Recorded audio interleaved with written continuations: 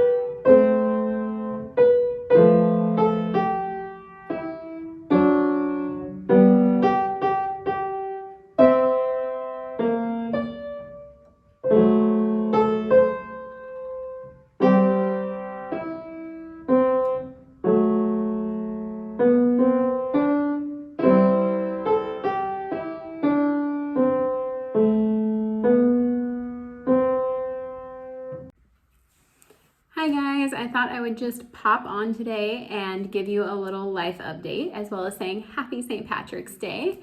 We actually had really big plans for St. Patrick's Day. We were going to have a couple friends over and do a full Irish breakfast at brunch and then make desserts, of course, with green mint frosting and have a Guinness with black currant syrup. Got that tip from a bartender in Ireland when we were there. He said that for the ladies, that was an acceptable thing to add to your Guinness if you didn't want to drink it straight. Not for men though, not allowed. Not my rules, his rules. So I don't care. If you want to use that and you're not a lady, go for it. I support you. Other than that, I have been MIA for like a week and a half now. And that is because me and Tyler both tested positive for COVID about a little over a week ago now. I was pretty sick for about 4 days. I didn't think it was COVID though, because I had none of the symptoms that you expect. I never lost my sense of taste or smell. I didn't have a cough. I just had really bad body aches and chills and fever and general malaise and headache, and I lost my appetite pretty significantly and dealt with low-level nausea for several days as I recovered. Tyler really didn't seem to have any symptoms. He already had a bit of a cough because he had a sinus infection, but it didn't get any worse. So we didn't think there was anything wrong with us, and then everyone in Tyler's office started getting sick. And then we went and got tested and voila, we had COVID. The Rona got us. So we have been quarantined here in the house for a while. We've still got a while left. We do have someone coming to deliver groceries today, which is really great. I haven't really felt the motivation to do as many things as I thought I would, and I haven't gotten as many projects done as I really should, which is a shame. I just can't seem to get myself going. I think being stuck inside all the time is making me just a little bit depressy, and I do really miss going out to the forest and running with the dogs. Staying inside all the time is meh. But we're doing it. It's okay. It's not a big deal. We're still able to get takeout if they do the no contact deposit on the door.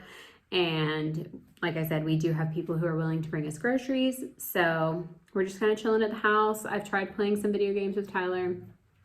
I'm really, really bad at it. So we didn't do that very often. I have been quilting a lot. I don't know that I've shown my quilt on this vlog before, so maybe I'll do that at some point. Hopefully it will be done soon if I can just motivate myself to get going. I have been doing a lot of baking though. I think being at home so much and not being able to go out and exercise, that we could definitely be doing like body weight exercises here in the house, has made us just kind of say, forget it on a lot of the healthy eating plans we had going. So I've been baking. And with that in mind, I have not actually filmed the things I've been baking during quarantine, but I do have some baking inspo for you guys from like the week before that. So I'm going to post that at the end of this video, and hopefully you will enjoy it. I made Yorkshire puddings, which if you are American, you may not be familiar with, but they are a British baked good. They are made, they function kind of like a dinner roll, but they're not a yeast-based product. There is a lot of eggs, and there's usually like a divot in the middle. Mine didn't really have that. And you tend to put gravy over them. They go with your Sunday roasts. I'm a really big fan of Yorkshire puddings. This is my first time ever attempting to make them. It was really fun. I would totally do it again. I think I could improve upon this time's performance, but it was still pretty good. And then I made Loft House cookies, which is something my fellow Americans have almost definitely had. And I think people have very mixed feelings on whether they like them or not. But you probably didn't know them by that name. They are those soft, really pale, white, almost sugar cookie-like cookies you get in a package in the bakery section of a grocery store. And they always have a really brightly colored frosting on top and usually sprinkles. I feel like they're often present at kids' birthday parties or at like school, parties you have in the classroom, like a pizza party or whatever. Someone always picks up a container of them and brings them. They're really, really soft and cakey, but the sprinkles and the frosting are definitely their most distinctive, memorable feature. And you can make them, and it's actually not hard at all, especially if you have a good frosting recipe, which I always have pretty good success with my buttercream frosting. And this one just had a lot more food coloring than I would regularly use, but other than that, it was pretty basic stuff. So I'm going to post those. I hope you guys enjoy. I hope you enjoyed the song at the beginning of this video. It is Danny Boy, which is a traditional song. It is very popular in Ireland. It is considered the unofficial anthem of Northern Ireland. I also sang it in middle school chorus when I was young, and I was really excited when the app I'm using to learn piano offered it as sheet music. So I've been practicing that a little bit, so I hope you guys enjoy that. Please do be kind. I only started playing piano during the first quarantine last spring. I downloaded Simply Piano on my phone and I started practicing. It's really, really fun. I'm really, really proud of how much I have learned in this amount of time, but I am by no means a master, and I have learned it all from an app on my phone. So there is almost certainly some weirdness in my technique. Also, there's a little update on my clocks and what other things are going on in our lives. So I hope you guys really enjoy this. Sorry I couldn't be more in touch or go out and film some more. I was planning on doing like a tour of cathedrals and chateaus in my area. If you think that would be fun, like the tour of shrines, but more because they're larger and more spread out.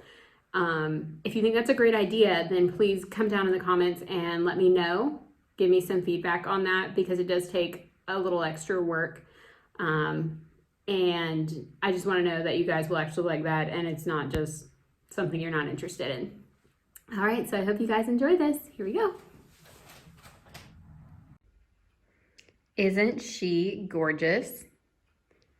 This is a bayonet style piano. It is unmarked, as you can see. At some point, someone painted over the maker's name here, but it is about 100 years old, possibly a little bit older, but we know that bayonet style pianos stopped being made in the 1920s. You can see the carving here. It's not painted, it is carved in, and it's got little candle holders to really up the ambience when you're playing in the evening. Really gorgeous. I'll give you a quick update on my grandfather clocks. This one you can see is now just an empty cabinet, and that is because the clock doctor came and took the insides out of it, and he is going to repair it and then bring back the workings and install them. Should be sometime in the next couple weeks. And this one, the Warm Ink, is working like a charm. She is good to go now. She keeps time really wonderfully. She was rebalanced by the clock doctor, and she chimes every 15 minutes.